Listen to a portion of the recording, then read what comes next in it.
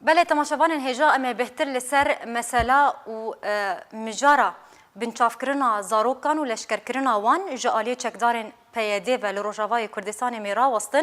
کو به هجمار گلک مزن زاروک لروجاوای کردستان تینا بنچافکرن جالی پیاده و وبري وان ددن بري انشر وشهيد ديكافن نها ام في بابت الجل ميفاني مال لكولينر شيار عيسى جسويد وتبلي ما ببا امي جنگشه بكن دنباش ما مستشار لروجاوای کردستان دیاردیا بنچافکرنا زاروکان و لشکرکرنا وان جالیه پیاده و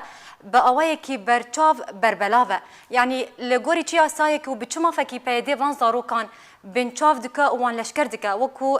نمونه جی نهاد راپورتا مجید هات زاروک کی کرد یه 16 سالی ایرو راگهاندن یان جنوچیا شهید کتنا و جالیه چکدارن پیاده و هات راگهاندن اف ناوی ویجی شهید لوند علیکویا د 18 سالی ده جالی پیده ول پیشیا دبستانا خواها ترواندن بریویدان قندیل و پشتی سال که او وگران در روجاوای کردستانی و بریوی به برای شر وکرن ل شر لدیجی داعش لدورا باغوز شهید کد تو چل سروی که تو بیش دم باش دست بگیرد خواستم بیجم که افتشتی گود بی دیجی زاگونی ریوبریا خسر بخویجی تو زاگون دریوبریا خسر دنینه گود بیجی چه دبی گو زاروکان ببنه شر اویک یا دواری ریوبریا خسر امضا کریال سر مثلا زبجم نیدا جنیف گو قدغت که کو 2014 اف نیدا امضا کر گو قدغت که گو زاروکا بشر دی تفلیولوژی الگور هیومن رایتس ووچ 2015 گو راپور درخستن و یکینین پاراستناگل تهمت بار کرن گو بهتری 5000 کی حالا بهتری 5000 کی هاتیه توصیف کرن 2015 تنه دا گو برنا قادشر گو زاروکن و برنا قادشر 2018 مظلوم عبد سروکی گشتی قصد امرك درخست فرمانك درخست گو چینا به دی سون زاروکا ببن شر اف دلیل کو تفلی گو 2014 سروی نیدا امضا جی کربون لی پشتی 4 ساله وقتی دربک دی فرمان درد کوي اف دلیل کو هیجی دوامه اف جالی کیوا جالی دی وجی از خوازم وی بیجم راگهاندن تنی چند حالاتا توثیق که اورونی دیج بر زاروی خلکن و زاروکا مالبات و زاروکا دکتر سهن و ناگهین راگهاندنی از بخوا کارم نها 10 انسان بهتری 10 انسان ناست کم دوست من زاروک دوست من زاروک حواله منا زاروک اهل منا کو پیده یکینین پاراستنا گل زاروکن او برنشر لی اهلیوا مالباطی وان ناگهین راگهاندنیش برگو ترسن گو پیده تعداری الوازاروکا بکی یعنی از خوازم وی بیجم تشتی گو سر راگهاندنی درد کوي نه یک صدیه صد زاروکا و اسکارم بیجم 1000 زاروکا گو چنه قادشه باشه ما مستشار وكون هاتا قوت كو تبي قد غكرنا لشكركرنا زاروكان وبيادي لسرفيك مذكر يو بريار درخصيه اللي تانها بيادي ديجي فيك دكا وزاروكان لشكر دكا بنشاف دكا بري وانددي برين شر يعني اف كشو هوا تشوفوا حتى كو بيادي بازادانه وان كرياران لروجاواي كردستاني انجام دي دبكو حسابك ج سزاداني ربك بري يعني اسخازم فيجي بيجم او حسابش كسي ناكن جبر باسيت بيجم مخالفه قلصه وعاليه نعم نتويجي ضغطي في شارع البيدي ناكن ليس خازم فيجي بيجم كو افنا نتني ببيدي دس بيكريا اف عرفكي ارسكي سياسيه وكد بيجن جبكي دس بيكريا افنا افي كاريت كن نگوش بر لشکر جوار لازم ام خوزانن گو بهزار لشکر هنا و آمدن گو شر بکن و نه لشکر جوار لازم تازارو کند بنش قاد شر افنا وک ارسکی سیاسی جنب پکی دکوی واری پلانک گشتی د گو کاربن کنترول همو مفاصلین جیانی د جواکا کردی د کنترول بکن وک گو چاوا راگهاندن کنترول کرن وک گو چاوا جواکا سیویل کنترول کرن جیانا سیاسی تعطیل بوا تخوازن زاروکا جی بخنه بن باسكا خدا يعني اف مساله جبرتي نش بيدي هاتيش بيكي هاتيا او جبركو مخالفتك جبركو اوبوزيسيونك جدي ديجيوانينا كارن برنگك رحت في كاري بكن وكم غوتي غايوي استيكو اهلي زارو كانما دويرن جراغ هندني ربيجن يعني اسكارم حالتنا ديش تربيجم جولو غاوك جولو بهترجي هنك جمال باطن زاروكا هنك جمال باطن زاروكا وديس از بيجم ازانم بكينا و ازواناست كم يعني زاروکی وا بدار زوره برن الشر مالباتی و زاروکا مجبور من خونچار دیتن بون حواله پیدش بو زاروکی خو بپارێزن جبر او فکرین گو ام بێژنە ڕاگەهاندنێ وێ بهتر فشار مەبێ جبر جار ندی وقتی اف حالات گهانە ڕاگەهاندنێ دیسە پێدێت بن فشارێ دەژی وا خەتەواتەش وا گاڤانەوە گەرها و زاروکنەوە گەراندن یعنی دبن مجبوریە و نەچاریە حتا هەلێ زاروکا ئێگوتێن خەتفاندن ڕەواندن بوونە حواله پیدش بۆ زاروکی خۆ بپارێزن. باش مامۆستەشێر یعنی ji bo ku ev diyardel Rojavayê Kurdistanê kêm bibe yan jî bi dawî were nemîne gelek nivîzgeh netewaniye girtî li Rojavayê Kurdistanê hene yanî ji ber çi netewaniye girtî van nivîzgehên xwe ektîv nakin û ew kesin ku li Rojavayê Kurdistanê dimînin û serpiştiya vê doseyê dikin li gorî narîna te de asta pêwîst de yana. Ez ê vê bêjim destpêkê de îro roj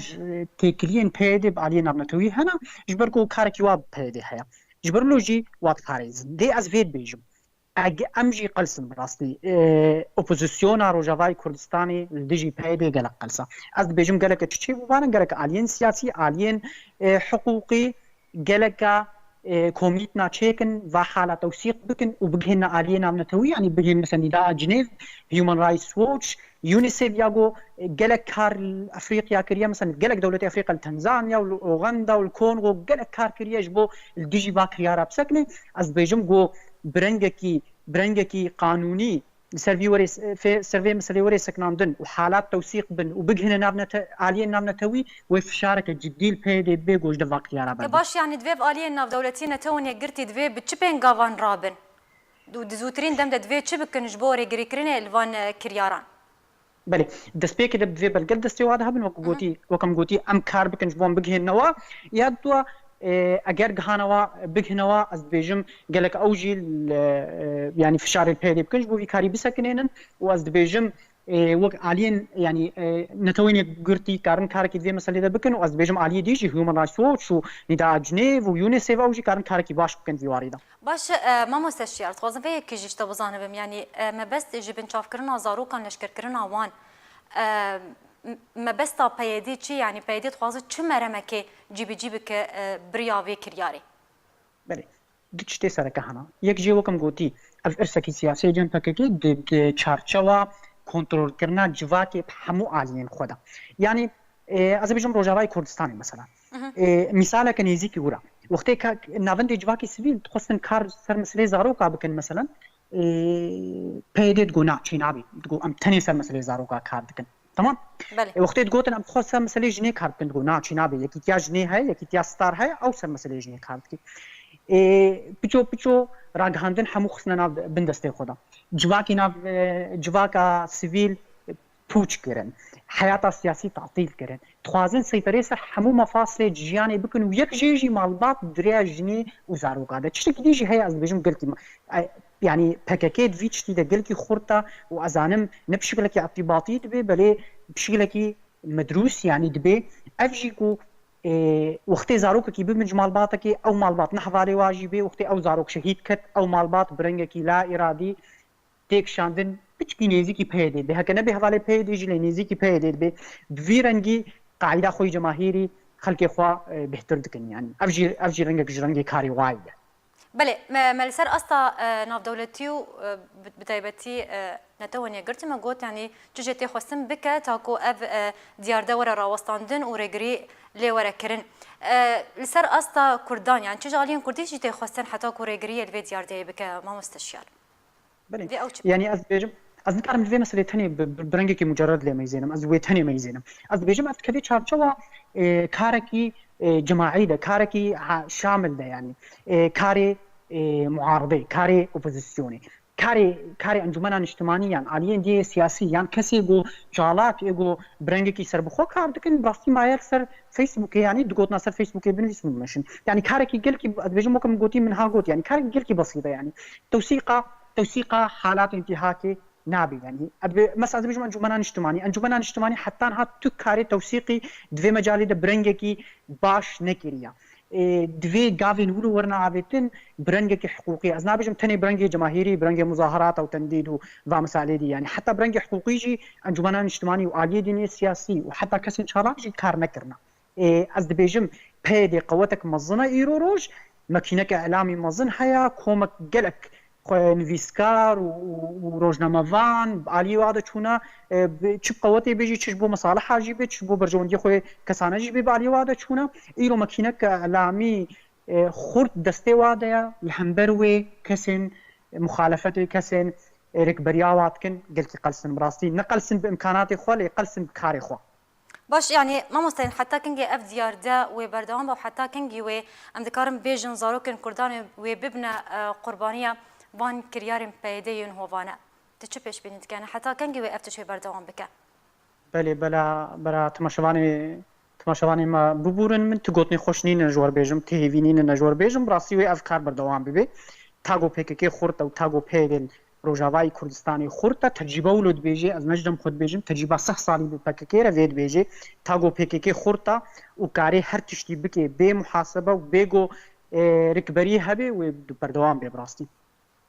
بله قالك سباس جبو ميفاني مشيار عيسى ليكولينر جي سويد بوايك زنديت القلمه بو قالك سباس جبو اخفتن انت وشروبه انت